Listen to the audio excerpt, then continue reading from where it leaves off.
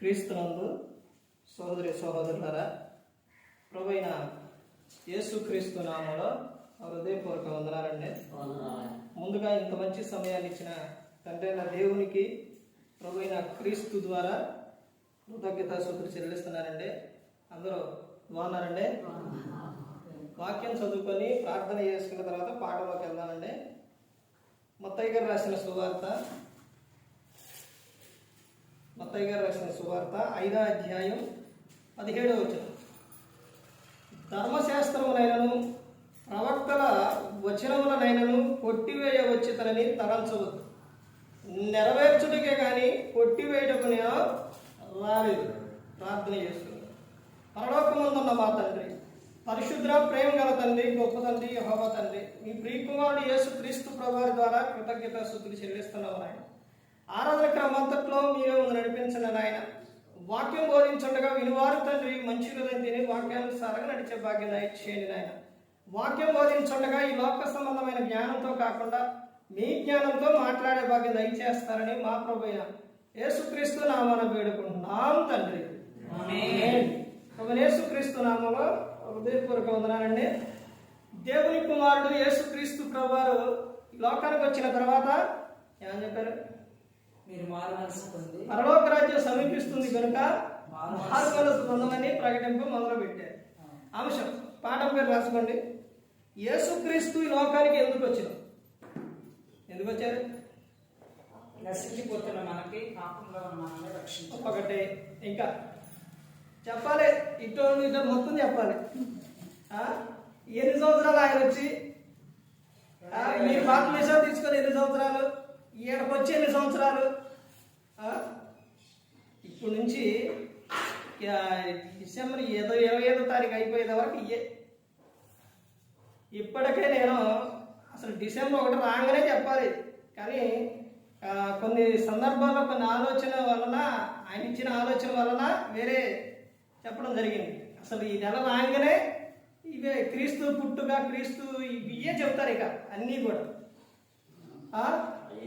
అంటే ఈ ఒక్క నెలే చెప్పడం, ఈ ఒక్క నెలే వినటం, మరణం మొత్తం తర్వాత మర్చిపోవటం, అంతేనండి జరిగేది. ఇప్పుడు బయటికి వెళ్ళిన తర్వాత ఇప్పుడు అడగరండి, ఇంకా కొద్ది ముందుకు వెళ్తున్నప్పుడు డిసెంబర్ 25 రాగానే క్రిస్మస్ అని, ఇది క్రిస్మస్ అని మొత్తానికి ప్రపంచం అంతా తెలుసు. అంటే దాన్ని ఎలా అంటారంటే క్రీస్తు పుట్టిండని అనుకుంటారు. ఇప్పుడు అన్ని జనులు బయట ఉన్న వాళ్ళు ఏమనుకుంటారంటే యేసుక్రీస్తు ప్రభువారు పుట్టారు, ఇది క్రైస్తవుల పండగ అని అనుకుంటారు. ఇప్పుడు వాళ్ళు అడుగుతారు, ఏమ్మా క్రీస్తు పుట్టిండంటగా, ఎందుకు పుట్టిండమ్మా అని అడిగారు అనుకోండి, ఏం చెప్తారు? అందుకనే యేసుక్రీస్తు ప్రభువారు ఈ లోకానికి అసలు ఎందుకు వచ్చారు, తర్వాత వచ్చేవారు ఇంకొక దాని గురించి, ఆ తర్వాత ఇంకొక దాని గురించి నేర్చుకుందాం. ఇప్పుడు యేసుక్రీస్తు ఈ లోకానికి ఎందుకు వచ్చారు? నశించి పోతున్న దానికి ఆయన వెతికి రక్షించడానికి వచ్చారు. తర్వాత ఇంకా ఎన్ని కారణాలు ఉన్నాయి తెలుసండి? చాలా కారణాలు ఉన్నాయి. అసలు ఎందుకు వచ్చారు అన్నదే చాలా కారణాలు ఉన్నాయి యేసుక్రీస్తు ప్రభువారు.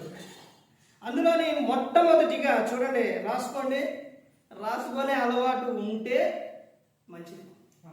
ఎందుకంటే మనం అందరం కూడా, నేనైనా మీరైనా ఎవరైనా ఈ గ్రంథం ఏం చెబుతుందో అదే చెయ్యాలి, అదే చెప్పాలి.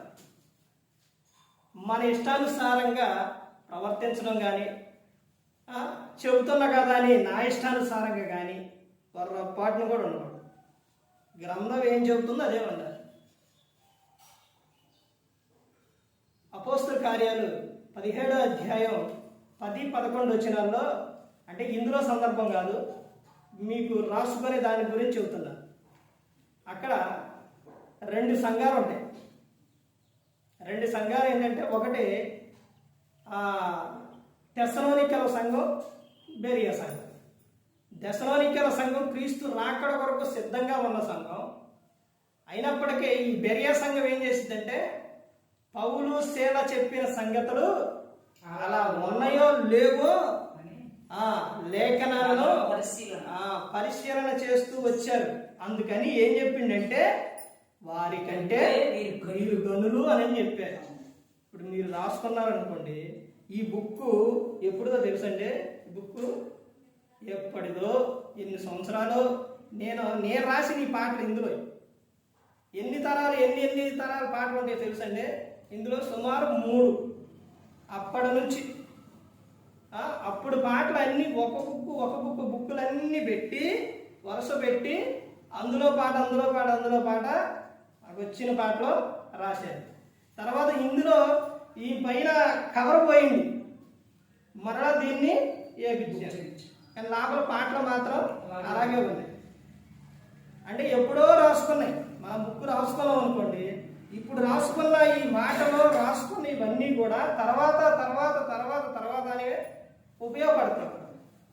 ఎవరికైనా చెప్పుకోవాలన్నా తర్వాత ఉపయోగపడతాయి. యేసుక్రీస్తు ప్రభువు ఈ లోకానికి ఎందుకు వచ్చారు అనేది మొట్టమొదటిగా చూస్తే, ఎక్కువసేపు చెప్పనండి, చూడండి. మొట్టమొదటిగా మత్తయి సువార్త 5వ అధ్యాయం 17వ వచనం, ధర్మశాస్త్రములైనను ప్రవక్తల వచనములైనను కొట్టివేయ వచ్చి దాన్ని తలంచవద్దు, నెరవేర్చుటకు కానీ కొట్టివేయటకు నేను రాలేదు. ఎందుకు వచ్చారు యేసుక్రీస్తు ప్రభువు అంటే ధర్మశాస్త్రమును నెరవేర్చుటకు వచ్చారు. ధర్మశాస్త్రమును నెరవేర్చుటకు వచ్చారు. అంటే ధర్మశాస్త్రాన్ని అందులో ఉన్న ప్రతి ఒక్కటి కూడా యేసుక్రీస్తు ప్రభువు నెరవేర్చారా లేదా? అసలు ఎంతగా నెరవేర్చారో తెలుసండి. ఉన్నది ఎన్ని సంవత్సరాలు? 33.5 సంవత్సరాలు. సేవ మొదలుపెట్టింది ఎన్నప్పుడు? 30 సంవత్సరాలు అప్పుడు వచ్చారు. చేసింది 3.5 సంవత్సరాలు. 3.5 సంవత్సరాల్లో ధర్మశాస్త్రాన్ని నెరవేర్చడం అంటే మాటలా? ఇప్పుడు ఎన్ని సంవత్సరాలు వచ్చినాయి అందరికీ? సుమారు 25 కానించి ఉన్నాయా? 30, 40, 50, 60 కూడా ఉన్నాయండి. 60 సంవత్సరాలు. కానీ ఎన్ని సంవత్సరాలు ఆయన 33.5 సంవత్సరాల్లో ఆ వయసులోని యవ్వన ప్రాయంలోని 3.5 సంవత్సరాల్లో ధర్మశాస్త్రాన్ని నెరవేర్చిందంటే అసలు ఎంత గొప్ప చూడండి. మళ్ళీ యేసుక్రీస్తు ప్రభువు వయసు ఏంటి? 33.5 సంవత్సరాలు అంటే యుక్త వయసు, యవ్వన కాలంలో ఉండే ఆశలు, యవ్వన కాలంలో ఉండే కోరికలు మామూలుగా ఉండవు. నన్నే చాలా మంది ఏమన్నారంటే, ఏంటి ఇప్పుడు నువ్వు సేవ చేస్తున్నావా, ఇప్పుడు దేవుళ్ళలోకి వచ్చినా, ఎవరిని ఇప్పుడు నమ్ముకుంటారా? ఈ వయసులో ఎవరిని నమ్ముకుంటారా అన్నారు ఒక ఆయన ఇప్పుడు ఈ వయసులోని నువ్వు దేవుని నమ్ముకోవడం అంటే మామూలు విషయం కాదు. ఎన్ని ఉంటాయి అవన్నీ మొత్తం వదిలేసుకొని రావాలన్న. ఎవరో కాదు, ఒక సేవకుడే సువార్త వస్తుంటే, ఇదిగో నువ్వు మాత్రం ఎవరికైనా ప్రకటించు కానీ, ఎవరికైనా చెప్పు కానీ, యవన ప్రాయంలో ఉన్న ఆడపిల్లలకు మాత్రం ఈ పేపర్ మాకు అక్కడికి వెళ్ళమా కాదు. ఎందుకనంట సుమారు పెద్ద వయసు ఆయన. ఎందుకనన్నారు అంటే ఏ వయసులో ఉన్నాం? యవన వయసులో ఉన్నాం, యవన ప్రాయంలో ఉన్నాం. ఆ వయసులోని యేసుక్రీస్తు ప్రభువు 33.5 సంవత్సరాలు ఇశ్రాయేలు దేశంలో ఆయన అద్భుతాలు చేస్తాడో, స్వస్థతలు చేస్తాడో, ఇవన్నీ చేస్తాడని విన్నప్పుడు ఎంతమంది స్త్రీలు, ఎంతమంది పురుషులు, ఎంతమంది ఆయన దగ్గరకు వచ్చి ఉంటారు? వేలలో వచ్చి ఉంటారు, లక్షలలో. అలాంటి వయసులోని ధర్మశాస్త్రము నెరవేర్చారంటే సార్ ఆలోచించండి. ధర్మశాస్త్రం నెరవేర్చడం అంటే కొత్త నిబంధనకు వచ్చేసరికి మీరు చదివితే మత్తయి, మార్కు, లూకా, యోహాను సువార్త చదివితే ఆయన ఎలా ఉన్నారు, ఏ విధంగా ఉన్నారు అన్నదే అర్థమైపోతుంది. ప్రతి ఒక్కటి కూడా ఆయన నెరవేర్చారు. ఎక్కడి నుంచి నెరవేర్చారంటే తల్లి కానించి, అంటే తల్లిదండ్రులు సన్మానించమని చెప్పిన విషయం యేసుక్రీస్తు ప్రభువారు ఏం చేశారు? సన్మానించారు. ఆయన శిలువలో ఉన్నప్పుడు ఒంటరిగా విడిచిపెట్టి వెళ్ళలా. మరి నెరవేర్చినట్టేనా? నెరవేర్చినట్టే. తర్వాత పిల్లల విషయంలో దేవుడు ఏం చెప్పిండు? గర్భఫలం ఆయన ఇచ్చు బహుమానం అని చెప్పిండు.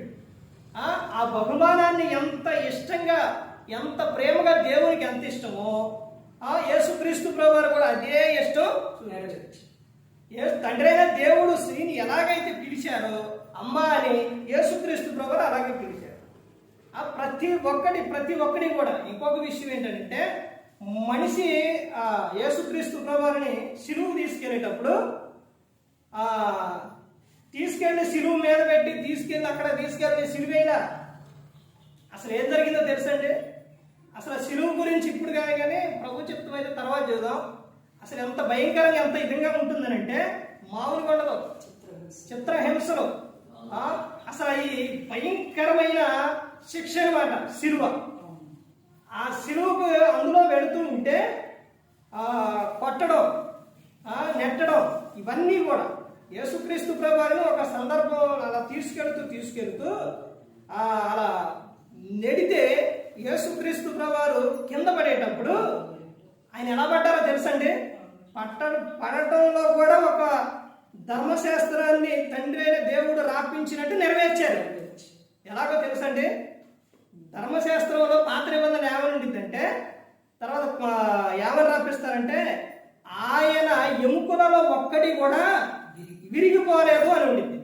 మరి ఇప్పుడు ఇలా పడేటప్పుడు, ఇలా సిలువు పడ్డది, తర్వాత ఆయన పడేటప్పుడు మామూలుగా బండి మీద నుంచి పడ్డా మనకైతే కంపల్సరీ విరిగి. కానీ యేసుక్రీస్తు ప్రభువారు పడేటప్పుడు కూడా ఎముకలు విరగకుండా పడ్డారు. తర్వాత ఆయన సిలువు వేసినప్పుడు అటొకళ్ళు ఇటొకళ్ళు పెట్టినప్పుడు మధ్యలో ఈయన ఉన్నప్పుడు వాళ్ళిద్దరు కాళ్ళు ఏమైనా ఎరగొట్టారు. అంటే వీళ్ళు బతికున్నారా లేదా, ఒకవేళ చనిపోకపోతే ఏం చేయాలి? కాళ్ళు అవన్నీ ఎరగొట్టాలి. దొంగలు ఇద్దరు ఎరగొట్టారు. ఇప్పుడు యేసుక్రీస్తు ప్రభువారి దగ్గరకు వచ్చేసరికి అప్పటికే చనిపోయారు. ఎరగొట్టలేదు, విరిగిపోలేదు. ఇవన్నీ కూడా యేసుక్రీస్తు ప్రభువారు నెరవేర్చారు. ఇవన్నీ కూడా తండ్రి అయిన దేవుడు రాపించినట్టు అవన్నీ కూడా నెరవేర్చారు. యెషయా గ్రంథం ఎప్పుడైనా చదివారా? ఇప్పుడు పాప బైబిల్ చదివింది. బైబిల్ చదివే విధానంలోనే అర్థమైపోయింది. అప్పుడు నేను ప్రాంతానికి వెళ్ళేటప్పుడు రాండి యోసాహించి పాట పాడేటప్పుడు లాస్ట్ జనం ప్రాంతానికి వెళ్ళిన వాళ్ళకంటే లాస్ట్ ఏదో తెలిసిందిగా. ఖచ్చితంగా అది రాగానే బయటకు వెళ్ళిపోయాడు. ఎందుకు? ఖచ్చితంగా ఒక ఇస్తారు అని ఉన్నాడు కదా. ఎవరికో బైబిల్లో చెబుతారుగా, ఎవరికో ఒక్కొక్కడికి ఇచ్చిన తర్వాత వచ్చాడు. అంటే బైబిల్ చదవటం లేదు కాబట్టి. తర్వాత దేవుళ్ళలోకి వచ్చిన తర్వాత ఇప్పుడు పారిపోవటాలు ఉండవు. అర్థమైందండి? వాక్యం చదువుతుంటే మనం బైబిల్ చదువుతున్నవా లేదనేది వాక్యం చదివేటప్పుడు అర్థమైపోయింది. అర్థమైందండి? వాక్యం డైలీ చదువుతుంటే చదివే పిల్లలు, స్కూల్కి వెళ్ళే పిల్లలు చూడండి ఏ విధంగా వాళ్ళు చక్కగా వాళ్ళకి అలవాటుగా ఉంటుంది, చక్కగా చదువుతారు. అలాగే బైబిల్ కూడా చదివినప్పుడు చదవగలుగుతారు. యేసుక్రీస్తు ప్రభువారు ఈ లోకానికి వచ్చి ధర్మశాస్త్రమును ఏం చేశారంటే నెరవేర్చారు. ధర్మశాస్త్రం ప్రతి ఒక్కరికి కూడా ఆయన నెరవేర్చి ఉన్నారు యేసుక్రీస్తు ప్రభువారు. తర్వాత చూడండి, ఇంకా ముందుకెళ్తే ఇంకా ఏమో చెబుతున్నారంటే మత్తయి సువార్త 9:13 ఆయన ఎందుకు వచ్చారనంటే నీతిమంతులను పిలవరాలేదు. ఎవరిని పిలవచ్చారు? పాపులను పిలవచ్చారు. పాపులను పిలవచ్చారు. ఎందుకు పాపులను పిలవచ్చారు? యోహాను సువార్తలో సమరయ స్త్రీ గురించి తెలుసండి. అక్కడికి వెళ్ళారు. ఎందుకు వెళ్ళారండి? ఆమె పాపంలో జీవిస్తుంది కాబట్టి మార్చడానికి అక్కడికి వెళ్ళారు. అంటే యేసుక్రీస్తు ప్రభువారు పాపులను పిలవచ్చును, నీతిమంతులను కాదు. ఎందుకు పాపులను ఎందుకు పిలవచ్చింది యేసుక్రీస్తు ప్రభువారు అంటే, ఒక పాపి మరణిస్తే ఎక్కడికి వెళ్ళిపోతారు? నరకానికి వెళ్ళిపోతారు. ఆ నరకం ఎట్లుండిద్ది? హ్యాపీగా, ఆనందంగా, సంతోషంగా ఉండిద్దే? ఉండదు. భయంకరంగా ఉంటుంది. భయంకరంగా ఉంటుందండి. అందుకని ఆ నరకానికి వెళ్ళిపోకూడదని ఇప్పుడు అక్కడి నుంచి వచ్చిన ఆయనేనా, ఎక్కడి నుంచి వచ్చిన ఆయన? పరలోకం నుంచి వచ్చిన ఆయనే. అవన్నీ చూసిన ఆయనే, అవన్నీ తెలుసు కాబట్టి, ఆ బాధ తెలుసు కాబట్టి యేసుక్రీస్తు ప్రభువారు మనుషుల నరకానికి వెళ్ళిపోకూడదని పాపులను పిలవచ్చారు. తర్వాత ఇంకా ముందుకెళ్తే చూడండి, లోకాకు రాసిన సువార్త 19వ అధ్యాయం 10వ వచనంలో నశించిన దానిని వెతికి రక్షించుటకు మనుష్య కుమారుడు ఈ లోకానికి వచ్చారు. ఒక్కొక్క పాయింట్ గా రాసుకోండి. నశించిన దానిని, నశించిన చోటకి యేసుక్రీస్తు ప్రభువారు వెళ్ళారు. ఇప్పుడు నశించిపోతున్న ప్రజలకే సువార్తను ప్రకటించడానికి ఆ రోజున ఎంతమంది? 12 మంది శిష్యుల ద్వారా మొత్తం కూడా సువార్తనే వెళ్ళిపోయింది. ఈ రోజున సేవకుల ద్వారా సువార్త వెళుతుంది. ఇలా ప్రకటించడం వలన తర్వాత ఇప్పుడు ఇదివరకే టెక్నాలజీ తక్కువ కానీ ఇప్పుడు ఎక్కువైపోయింది. అర్థమవుతుందండి? మనిషి మాట్లాడే మాట యేసుక్రీస్తు తండ్రి అయిన దేవుడు చెప్పిన విషయం ఆకాశం ఆలకించు, భూమి చెవియొగ్గు వెళ్ళి చెప్పారు యెషయా గ్రంథంలో, సాక్షులుగా పెట్టారు. ఇప్పుడు మనిషి మాట్లాడే మాట, ఏ మాట? ఎక్కడి నుంచి? ఫోన్లో నువ్వు ఇక్కడ నుంచి ఇంకోరో ఫోన్ చేసావు అనుకోండి, డైరెక్ట్గా వాడికి వెళ్ళదు. నేను వచ్చిన కొత్తలో చెప్పాను, ఇక్కడ డైరెక్ట్గా వెళ్ళదు. ఎక్కడికి వెళ్తుంది? ఆకాశానికి వెళ్తుంది. ఆకాశం ఆలకించని చెప్పిండుగా. నువ్వు మాట్లాడే మంచి మాటలో, చెడు మాటలో, పనికిమాల మాటలో, పోగిరి మాటలో అన్నీ అక్కడే రికార్డింగ్ అయింది, ఆడికి వెళ్తాయి. అక్కడే ఉంది సీసీ కెమెరా, శాటిలైట్ నుంచి అక్కడి నుంచి ఎక్కడికి వెళ్తే నువ్వెవరికైతే ఫోన్ చేసావో వాళ్ళకి వెళ్ళింది. డైరెక్ట్గా వాడికి వెళ్ళదు. ముందు అక్కడికి వెళ్ళి అక్కడి నుంచి అటు వెళ్ళింది. తర్వాత భూమి చెవియొగ్గిద్దంట. మాట్లాడే ప్రతి ఒక్క మాట భూమి మీద పుట్టి నువ్వు 70, 80, 100 సంవత్సరాలు బ్రతికి, అంటే భూమి మీద నువ్వు అన్నీ అనుభవిస్తూ అన్నీ తీసుకుంటూ ఉండి నువ్వు నీ ఇష్టానుసారంగా జీవిస్తే దేవుడు ఊరుకుంటాడు అనుకున్నారా? ఒక ఆయనకి ఇది రాక హాస్పిటల్కి వెళ్ళిండంట. వెళ్ళిన తర్వాత ఏంటయ్యానంటే, నాకు ఇది రావట్లేదండి అని అంటే ఇంజక్షన్ చేసి ట్యాబ్లెట్ ఇచ్చి సేపు ఆగి వెళ్ళిరామంటే వెళ్ళి మరలాగి తర్వాత వచ్చేస్తానంట, వెళ్ళిపోతానంట. వెళ్ళిపోతున్నావేంటి, నా ఫీజు కట్టమంటే, ఫీజు ఏంటయ్యా అని అంటే, మరి నీకు ఊకే చేశాను అనుకున్నావా? నువ్వు పోసుకున్న దానికి ఫీజు కట్టమని 2000 ఫీజు కట్టమన్నట. అప్పుడు ప్రభువా దేవా నీకు స్తోత్రం అన్నాడు. అదేంటయ్యా, నేను ట్రీట్మెంట్ చేస్తే దేవుని స్తోత్రం అంటామంటే, అయ్యా నేను పుట్టిన కాడి నుంచి వెళుతూనే ఉండా, మరి ఇంతవరకు దేవునికి ఒక్క రూపాయి కట్టలేదయ్యా. అన్నీ కొనుక్కొని వాడుకోవాలనుకోండి, అసలు మనిషి బ్రతుకు ఉంటాడా భూమి మీద? గాలిని కొని పిలవాలంటే, కరోనా టైంలో గాలి కావాలి అంటే కొనుక్కోవాలంటే ఎన్నైనా లక్షల కోట్లు. అర్థమైందండి? దేవుడు ఇవన్నీ మనకేమిచ్చిండు? ప్రతి ఒక్కటి ఇప్పుడు ఉచితంగా ఇచ్చి ప్రతి ఒక్కటి కూడా సమకూర్చి మనకిచ్చి తర్వాత భూమి మీద జీవించిన ఆయన అంటే మనిషి ఏం చేసిండు? దేవుని బాధ పెట్టాడు. మన నరుని చేసినందుకు దేవుని హృదయము నొచ్చుకుందంట, బాధపడ్డాడంట నరుని చేసినందుకు. అయినా కానీ దేవుడు గద్దిస్తూనే ఉండు, తర్వాత చెబుతూనే ఉండు, తర్వాత ఏం చేస్తాడో ప్రేమిస్తూనే ఉండు. కుమారుని ఎందుకు పంపించారనుకున్నారు? యోహాను సువార్త 3వ అధ్యాయం 16వ వచనం, దేవుడు లోకంలో ఎంతో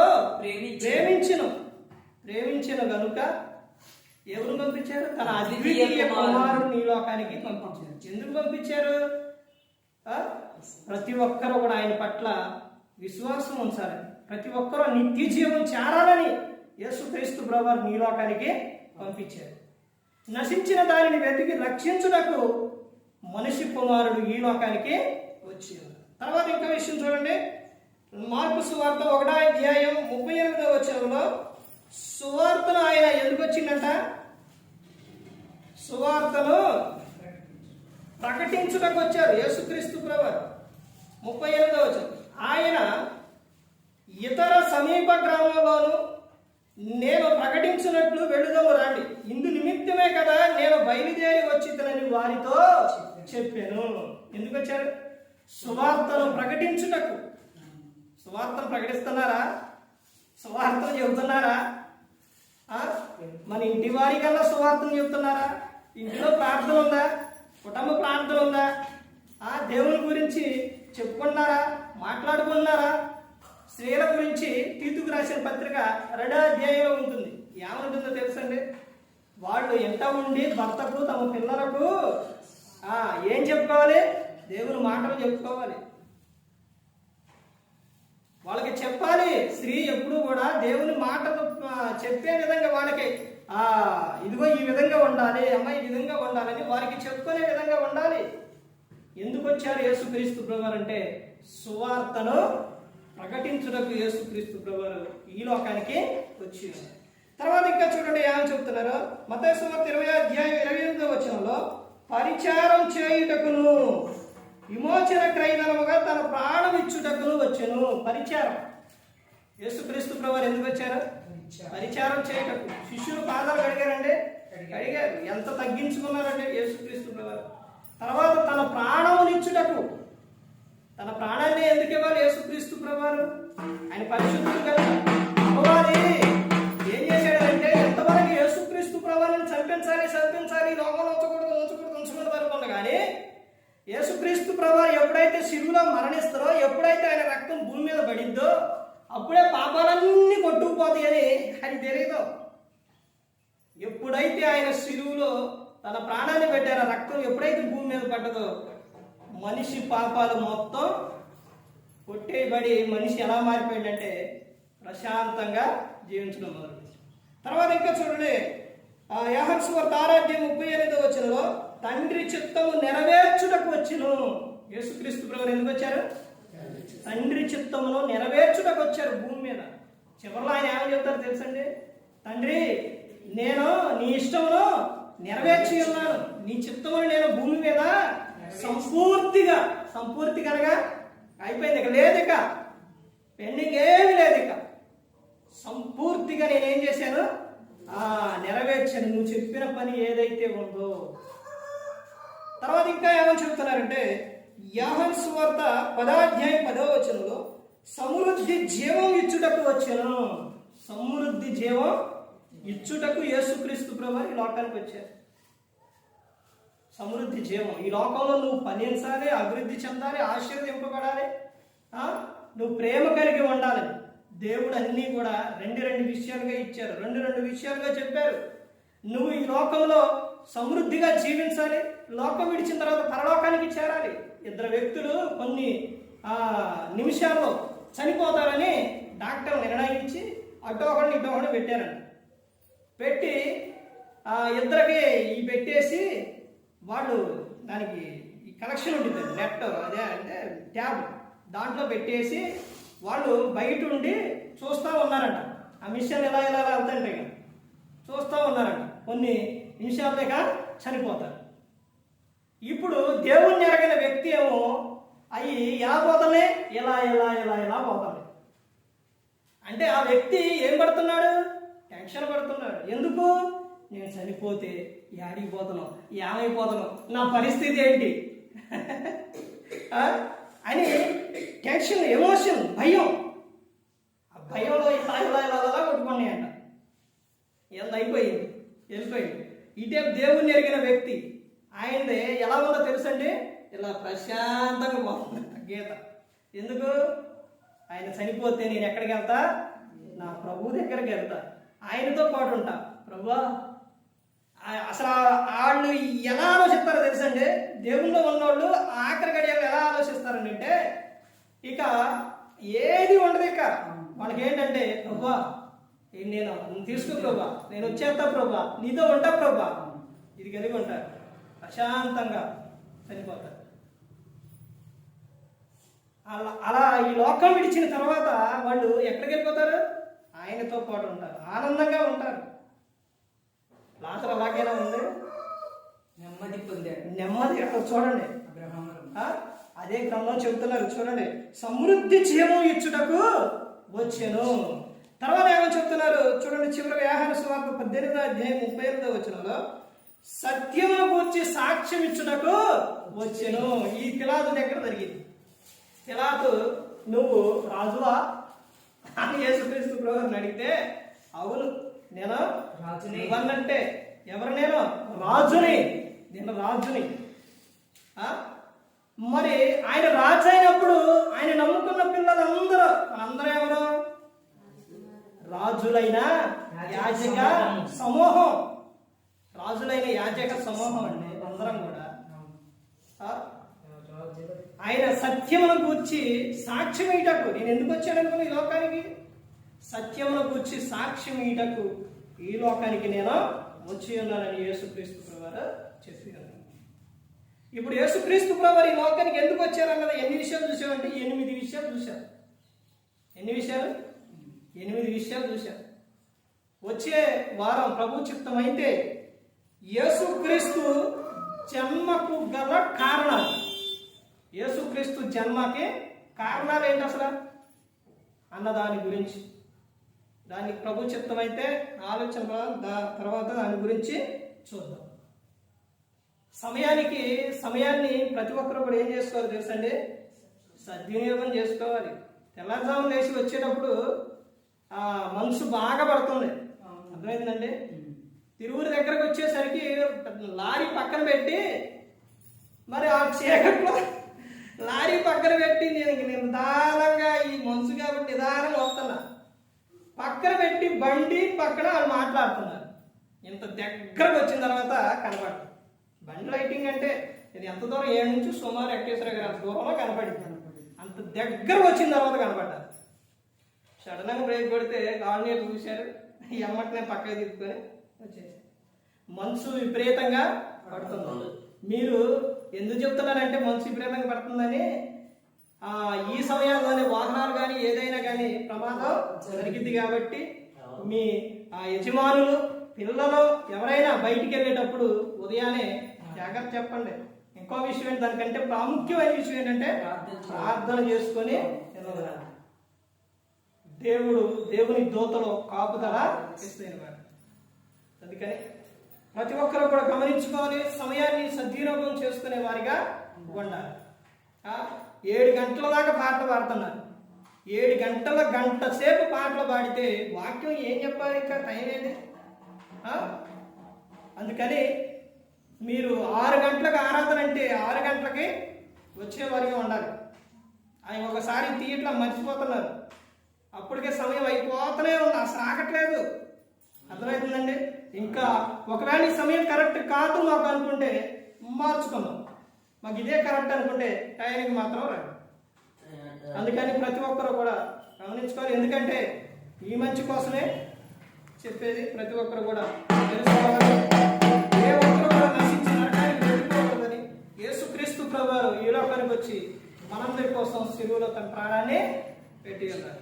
ప్రతి ఒక్కరు కూడా దేవుని యందు భయభక్తులు కలిగి పరిశుద్ధాత్మ మాట ఏంటూ హృదయశుద్ధిని కాపాడుకుంటూ క్రీస్తుని పోలే నడుచుకున్నప్పుడు ఈ లోకం విడిచినప్పుడు పరలోకానికి చేరుకుంటారు. మరి ఈ విధంగా నిలబెట్టి మాట్లాడించిన తండ్రి దేవునికి కృతజ్ఞతాస్తుతులు చెల్లిస్తూ, ఎంతవరకు శ్రద్ధగా ఉన్న మీకు ప్రభు పెట్టిన హృదయపూర్వకంగా చెల్లిస్తూ మాట ముస్తాను. అందరికీ వందనాలు.